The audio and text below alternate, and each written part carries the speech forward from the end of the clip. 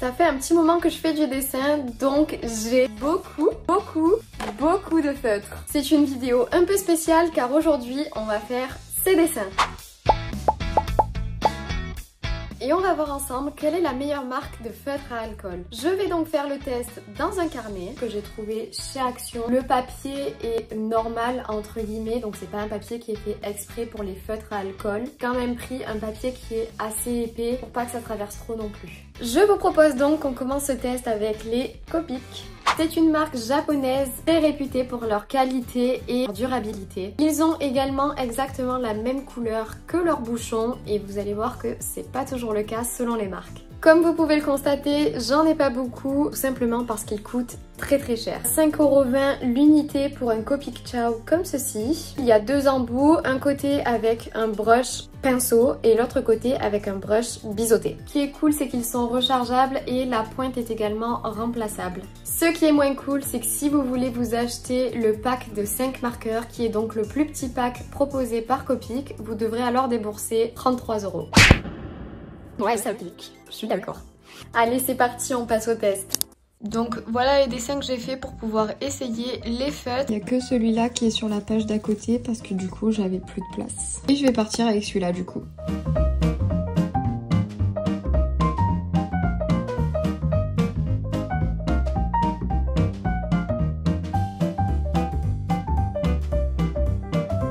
J'ai fini la mise en couleur avec mes feutres. Je vais rajouter un petit line et peut-être quelques nuances au crayon de couleur. Je vais voir.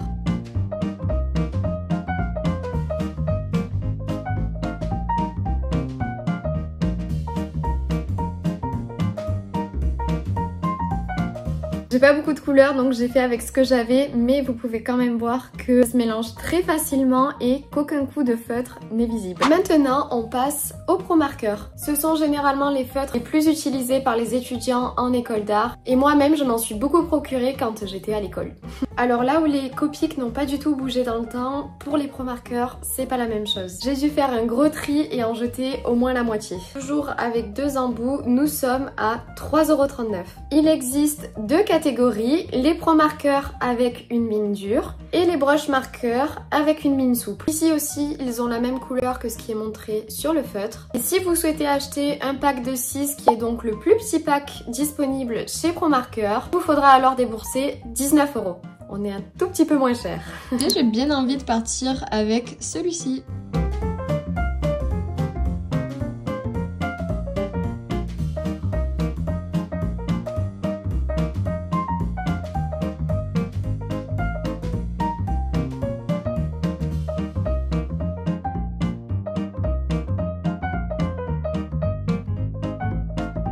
C'est pareil que pour les Copic, la couleur se mélange très bien et ça reste humide assez longtemps. La petite galère, je pense que c'est peut-être la pointe dure du feutre en fonction de ce que vous voulez faire. Mais comme je vous disais, il existe chez Pro Markers également des feutres avec des pointes souples comme ça. Tout dépend ce que vous voulez en faire.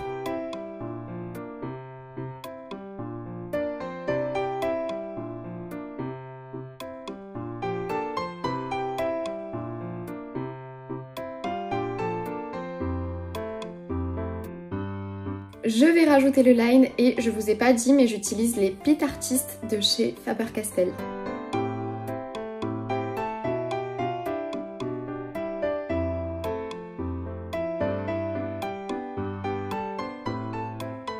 Pourquoi j'ai dessiné une sorte de méduse qui tient un flambeau?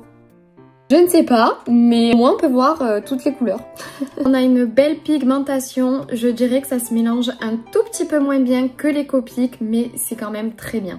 Passons maintenant aux OUU qui eux aussi ont une très bonne réputation. C'est notamment dû au carnet de coloriage qu'on voit beaucoup passer en ce moment sur TikTok. Les petits dessins cosy pour se détendre. J'ai le pack de 120 feutres. Malheureusement ça ne fait pas assez longtemps que je les ai pour vous dire s'ils durent vraiment bien dans le temps. En revanche, comme pour les Copic, ils sont rechargeables et la pointe est remplaçable. Le plus petit pack que j'ai trouvé sur Amazon se compose de 40 feutres et il est au prix de 26 €. Ce qui est à peine plus cher que les 6 Pro Markers au prix de 20 €.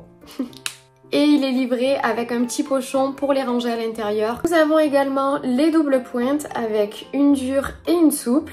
Pour ce qui est de la couleur comparée au capuchon, en réalité on n'est pas trop mal. Ça a dû m'arriver 2 fois de pas avoir tout à fait la même couleur, mais c'est quand même pas mal. Je vais partir sur celui-ci.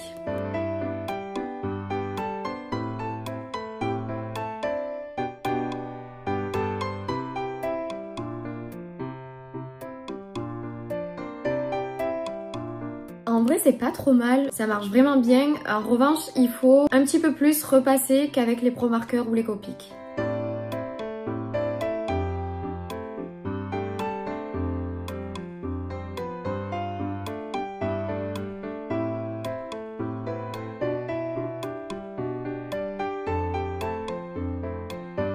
Pour ce qui est du mélange des deux couleurs, je suis assez mitigée. En vrai c'est pas trop mal, mais ça peut laisser quelques taches, donc attention.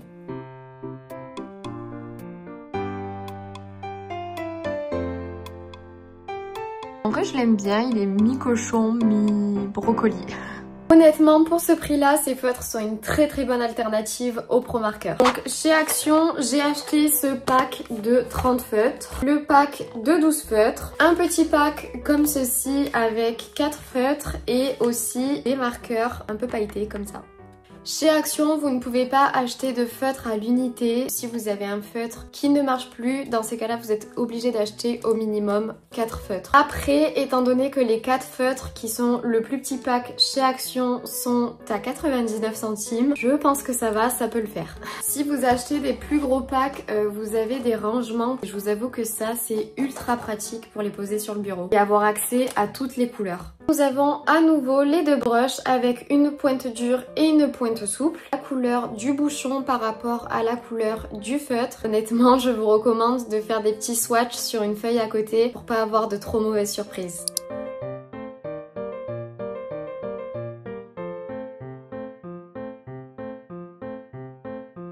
L'ouverture du feutre est pas facile du tout. Je sais que comme ça c'est rien. Au bout d'un moment, c'est chiant quoi.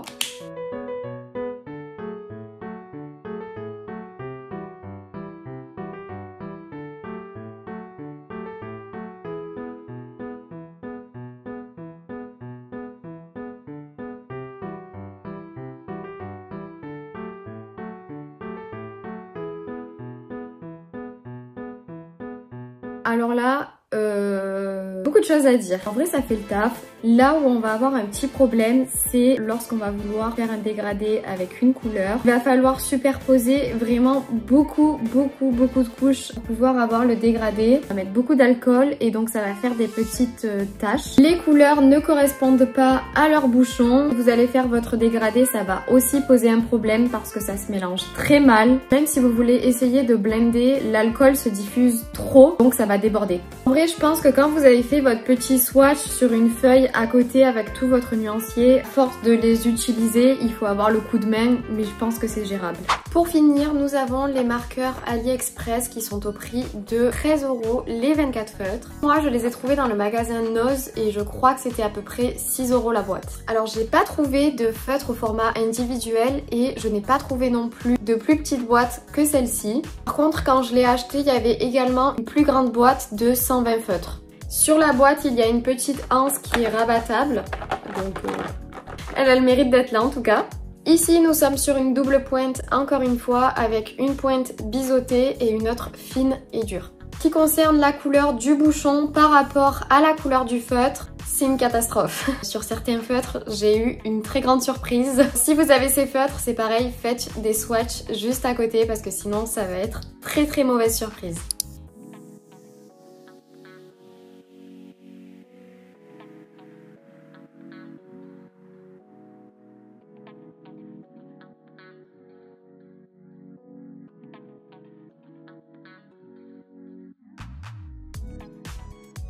J'ai l'impression que c'est un peu mieux que les Action. En tout cas, quand on les mélange, ça fait quand même des taches, honnêtement. Ça sèche très vite. Donc si vous voulez faire des mélanges de couleurs, il faut vous dépêcher quoi.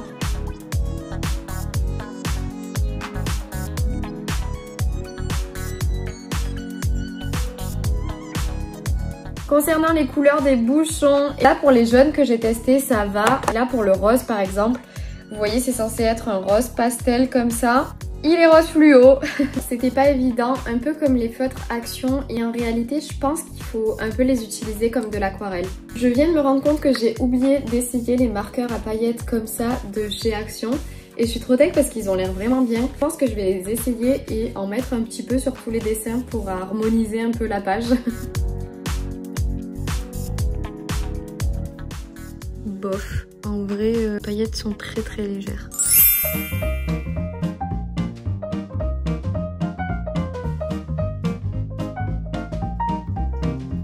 Bon et bien voilà, n'hésitez pas à me donner votre avis sur ces feutres en commentaire. Moi, ce que je peux vous en dire, que tout dépend de votre besoin et votre budget. Si c'est pour une utilisation professionnelle, je vous recommande quand même d'utiliser des pro marqueurs ou des Copic qui nécessiteront moins de passages et donc vous feront gagner du temps. Si c'est plutôt pour du loisir, dans ces cas-là, je vous recommande les OU, sont quand même de meilleure qualité et ont un meilleur rapport qualité-prix. Quoi qu'il en soit, peu importe le type de matériel que vous avez, je suis sûre que vous pourrez faire de beaux dessins. J'ai moi-même fait un dessin en mélangeant tous les feutres que vous avez vus aujourd'hui. Donc n'hésitez pas à essayer des choses et à vous amuser. Moi je vais vous laisser là pour aujourd'hui et je vous donne rendez-vous dans une prochaine vidéo.